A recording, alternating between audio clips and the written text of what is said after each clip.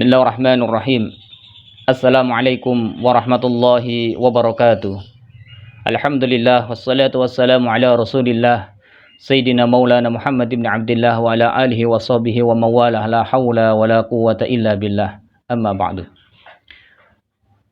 Para ikhwani fillah, saudara-saudaraku yang dirahmati Allah Subhanahu wa taala, menanggapi pertanyaan bahwa mengenai orang yang tidak berpuasa di bulan Ramadan, kemudian apakah dia qadha membayar puasa Ramadan atau dia membayar fidyah, maka di dalam hal ini terbagi menjadi 3 golongan.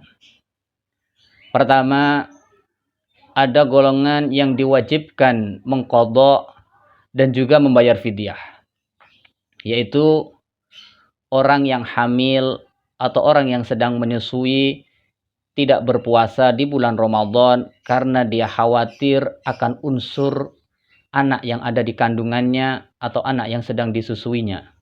Maka model orang seperti ini dia wajib mengqadha Ramadan dan juga wajib membayar fidyah. Atau juga orang yang menunda membayar Ramadan hingga datangnya Ramadan tahun depan, maka dia juga wajib mengqadha dan juga membayar fidyah. Yang kedua, ada golongan yang hanya wajib mengqadha namun tidak wajib membayar fidyah, yaitu orang-orang yang menyusui atau hamil namun dia khawatir akan dirinya sendiri. Jika dia melakukan puasa berdasarkan peringatan dari dokter bahwa dia lemah badannya, maka dia hanya membayar qadha saja, tidak perlu membayar fidyah.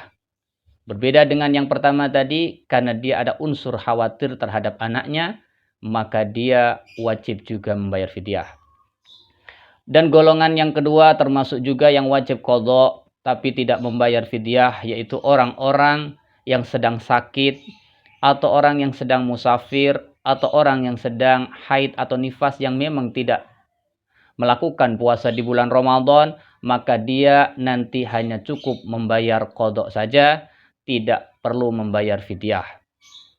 Kemudian yang ketiga adalah golongan yang hanya membayar fidyah tanpa mengqadha Ramadan, yaitu orang-orang yang sudah usia lanjut, tidak mampu untuk melakukan puasa.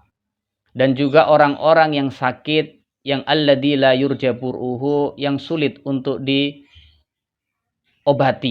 Artinya sudah tidak ada harapan untuk sembuh, maka orang-orang model begini hanya membayar fidyah saja tanpa wajib mengqadha Ramadan. Kemudian jika orang itu sakit yang cukup lama, kemudian dia sembuh. Ternyata dia sembuh, mungkin sakit 10 tahun atau 20 tahun, yang tadinya dia hanya bayar fidyah. Apakah orang yang sakit begitu ternyata sembuh, wajib juga membayar qadha puasanya? Maka dikatakan di dalam kitab Al-Majmu' Sahih Muhadzab, baik Ibnu Abbas, Abu Hurairah, Imam Atha dan sebagainya, istimrar, model sakit yang berkelanjutan cukup lama, tetap tidak usah qadha. Jadi hanya membayar fidyah. Adapun besaran fidyah adalah memberikan makan kepada orang miskin an kulli yaumin muddan, sebesar 1 hari dia makan. Kalau memang dibuat benda atau bentuk bahan mentah, maka setiap 1 hari yaitu 1 mud. 1 mud ukuran 6 on lebih sedikit, atau 6,25 ons. Disitulah ukuran sekiranya beras itu cukup dimakan untuk 1 hari. Apakah boleh memberikan fidyah berupa uang?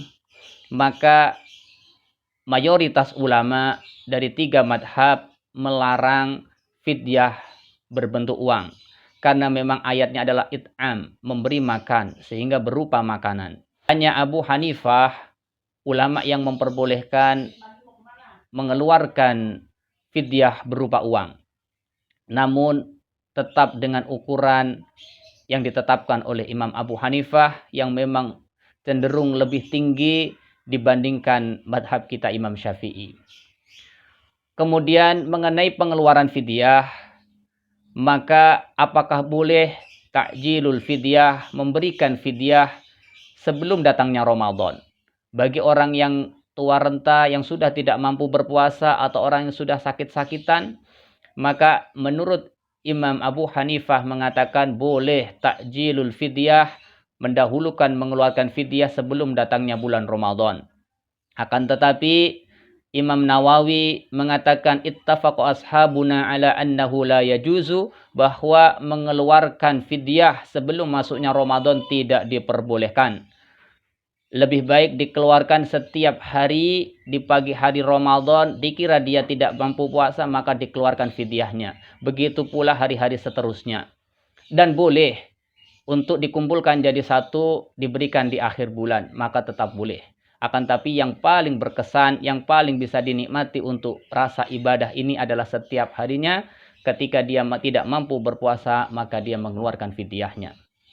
Mungkin itu jawaban yang dapat kami berikan mengenai golongan-golongan yang membayar fidyah atau juga yang mengqadha Ramadan. Mudah-mudahan bisa bermanfaat buat kita semuanya. Wallahu a'lam bishawab. Wassalamualaikum warahmatullahi wabarakatuh.